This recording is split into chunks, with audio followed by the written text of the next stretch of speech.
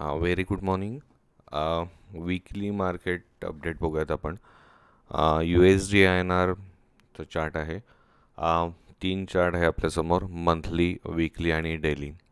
So तिन्ही time फ्रेमला strong दिसत आहे U S D versus I N R. Then आपण निफ्टीचा चार्ट बघूया, इंडेक्स.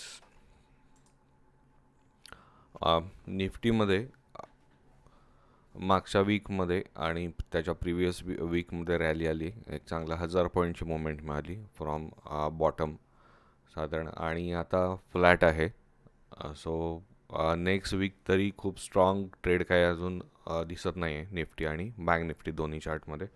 बँक निफ्टी पण तसंच आहे. बँक निफ्टीमध्ये साधारण 2500 पॉईंटची मुवमेंट मिळाली फ्रॉम बॉटम, आणि आता तरी फ्लॅट आहे डेली चार्टवर. सो एक दोजी आला आहे किंवा इंडिसिसिव्ह कॅन्डल आहे हा डेली चार्टला, आणि वीकलीला मुव्हिंग ॲव्हरेजला एक रेजिस्टन्स फेस करतो आहे बँक निफ्टी. सो त्याच्यावर जर क्लोजिंग दिला तर एक फ्रेश अपवर्ड मोमेंट स्टार्ट होईल बँक निफ्टीमध्ये.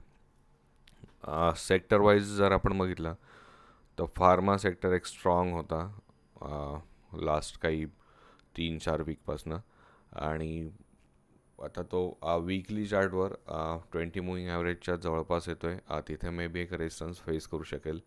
डेली चार्टला दोन इंडिसिसिव्ह कॅन्डल आले आहे लास्ट 2 ट्रेडिंग सेशनपासनं, पण स्टील फार्मा सेक्टर एक बुलिश आहे आता तरी. ऑटो सेक्टर सगळ्यात स्ट्रॉंग सेक्टर आहे लास्ट 1-2 वीकपासनं, आणि कमिंग वीकसाठी पण ऑटो सेक्टर आपल्या रडारवर असेल. आणि मंथली स्ट्रॉंग आहे, अबाव 60 आहे, वीकली पण अबाव 60 आहे, आणि डेली पण अबाव 60 आहे. सो तिन्ही टाईम फ्रेमला स्ट्रॉंग दाखवत आहे ऑटो सेक्टर. आणि ऑटो सेक्टरचे स्टॉक्स काही आपण सिलेक्ट केले आहेत.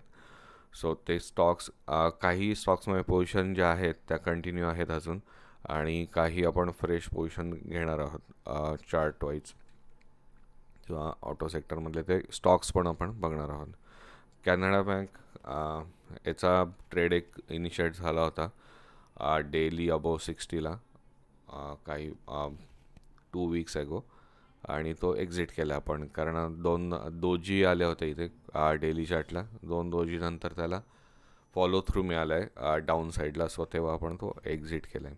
आणि सेम वीकली चार्टला जर बघितलं तर वीकलीला एक रेजिस्टन्स फेस करतो आहे तो. मंथलीला सपोर्ट आहे स्ट्रॉंग. स्टील वीकली जोपर्यंत मुव्हिंग ॲव्हरेजच्या वर क्लोज होत नाही तोपर्यंत एक फ्रेश ट्रेड इनिशिएट नाही होणार. Okay. Then Britannia, FMCG sector strong आहे. मंथली एक रेजिस्टन्स फेस होतो आहे साधारण, इकडे एक दोजी कॅन्डल आहे तिकडे, तिथपर्यंत एक थोडी मोमेंट मिळू शकते त्याला. आणि इथे जर होल्डिंग आहे काही जणांची तर ते इथे एक्झिट करू शकतात. देन वीकली आणि डेली स्ट्रॉंग आहे, दोन्ही अबाव 60 आहे. सो एक गुड स्टॉक आहे तो. जर होल्डिंग असेल तर काय मंथलीचा रेजिस्टन्स ड्रॉ करून तिथे एक्झिट करू शकतो आपण. L&T स्ट्रॉंग स्टॉक आहे. वीकलीला मुव्हिंग ॲव्हरेज क्रॉस केला आहे, त्याला फॉलो थ्रू मिळण्याचा आपण वेट करत आहोत. डेलीला पण सपोर्ट घेतला आहे 60चा, आणि वीकलीला अबाव 40 आला आहे तो. सो दोन्ही स्ट्रॉंग आहे आणि होल्ड करू शकतो तो. Mahindra and Mahindra strong stock आहे, होल्डिंग आहे आपल्याकडे तो, आणि आपण कंटिन्यू करणार आहे तो अजून. ओके. देन सिमेन्स आहे. सिमेन्स पण एक स्ट्रॉंग स्टॉक आहे, तिन्ही टाईम फ्रेमला स्ट्रॉंग आहे. जर वीकलीला फॉलो थ्रू मिळतो आहे किंवा डेलीचा हाय ब्रेक करतो आहे तर फ्रेश पोझिशन तुम्ही एंट्री घेऊ शकतात. आता एक जो होल्डिंग आहे तो आपण कंटिन्यू करणार आहे त्याच्यामध्ये. HUL किंवा हिंदुस्तान युनिलिव्हर, FMCG सेक्टर आहे, स्ट्रॉंग आहे, बट स्टील आपण त्याच्याकडे इन्व्हेस्टमेंट पर्पजने बघतो आहे रादर दॅन ट्रेडिंग. जर मंथलीचा एक छोटा रेजिस्टन्स आहे तो क्रॉस केला तर तुम्ही क्वांटिटी वाढवू शकतात किंवा ॲड करू शकतात त्याच्यामध्ये. ओके. मंथलीला एक जो इंडिसिसिव्ह कॅन्डल आला आहे तो ब्रेक करून जर एक strong candle next month move होते किंवा आत्ता थोडी पोझिशन इन्क्रीज करू शकतात, कारण वीकलीला पण ब्रेकआउट मिळाला आहे त्याला. देन कमिन्स एक स्ट्रॉंग आहे. मंथलीला कंटिन्यूस तो 60 सपोर्ट घेतो आहे काही मंथ्सपासनं, साईडवेज आहे आणि पण स्टील पॉझिटिव्ह साईड आहे. मंथलीला स्ट्रॉंग आहे, अबाव 60s आहे. 60चा सपोर्ट घेऊन तो होल्ड होत आहे. देन वीकलीला रेजिस्टन्सच्या जवळ आला आहे. स्टील एक बुलिश कॅन्डल फॉर्म झाली करंट वीकमध्ये.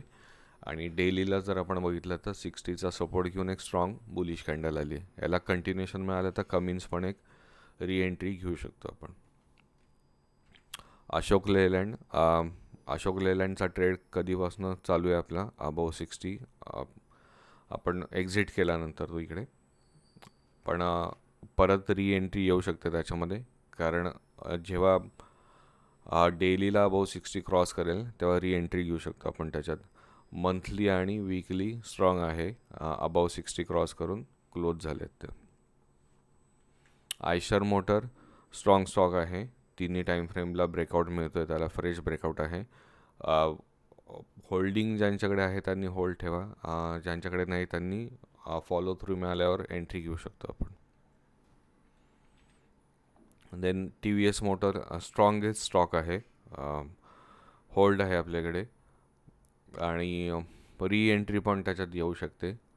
ऑटो सेक्टर सगळ्यात स्ट्रॉंग सेक्टर आहे आत्तापर्यंत आणि कमिंग वीकसाठी पण आपण ऑटो सेक्टर आपल्या रडारवर ठेवणार आहे.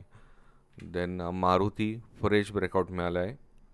तिन्ही टाईम फ्रेम स्ट्रॉंग आहे. याच्यामध्ये आपण फ्युचर किंवा ऑप्शनमध्ये फ्रेश एंट्री नेक्स्ट वीक घेणार आहोत आणि ती कॅरी करणार आहोत काही दिवस. सो मारुती आता कमिंग वीकमध्ये किंवा मंडे किंवा त्याच्यानंतर कसा ओपन होतो आहे त्याला फॉलो थ्रू मिळाला तर आपण फ्रेश एंट्री याच्यामध्ये करू शकतो. एक स्ट्रॉंग ब्रेकआउट आहे तिन्हीला. जर एक्सपायरी जर जवळ आली ब्रेकआउट मिळेपर्यंत तर आपण नेक्स्ट वीकचा कॉल कॅरी करू. ओके, ॲट द मनी किंवा इन द मनी कॅरी करू आणि काही लॉट आपण आउट ऑफ द मनी पण घेऊ शकतो. ठीक आहे, साधारण आता 8,700 तर 9,000चा कॅरी करू शकतो आणि ॲट द मनी किंवा इन द मनी 8,700 किंवा त्याच्या जवळपासचा जो आहे ते 1, 2, 3 लॉट आपण कॅरी करू शकतो. सो मारुती एक स्टॉक आपल्या कमिंग वीकसाठी रडारवर असेल आणि फ्रेश एंट्री आपण त्याच्यात घेऊ शकू. सेक्टर्स आहे तिथे, सेक्टोरियल बघितलं तर ऑटो सेक्टर स्ट्रॉंगेस्ट आहे, कन्झम्पशन आहे आणि FMCG आहे. टॉप 3 सेक्टर्स आत्ता तरी हे आहेत. स्कॅनरमध्ये आपल्या हे सगळे स्टॉक आले आहेत. TVS मोटर स्ट्रॉंगेस्ट स्टॉक आहे, कमिन्स इंडिया आहे, आयशर आहे, L&T आहे, महिंद्रा आहे, मारुती आहे, ब्रिटानिया आहे, FMCGचे काही आहेत. बाकी पण स्टॉक आहेत, पण आपण वॉल्यूम वाईज जे सॉर्टिंग करून चेक करतो सो त्याच्यामध्ये आणि चार्ट चेक करून हे जे काही स्टॉक्स आता आपण डिस्कस केले ते आपण लक्ष ठेवा आपल्या रडारवर ठेवणार आहेत. सो आपल्या वॉच लिस्टमध्ये ते स्टॉक ॲड करून त्याला एंट्री ज्यांना सांगितले ती कधी येते किंवा फ्रेश एंट्री ज्याच्यामध्ये सांगितलं जसं मारुती वगैरे तर ते आपण चेक करणार आहोत. सो ते स्टॉक्स रडारवर ठेवून त्याला रेजिस्टन्स कुठे कुठे आहे त्या गोष्टी मार्क करून आपण तो एंट्री ट्रेड करणार आहे. ओके, सो आता या वीकसाठी तरी मारुती फ्रेश स्टॉक आहे आपल्याकडे आणि त्याच्यावर आपण लक्ष ठेवणार आहे. नेक्स्ट वीक आपण नेक्स्ट स्टॉकचं चेक करूयात.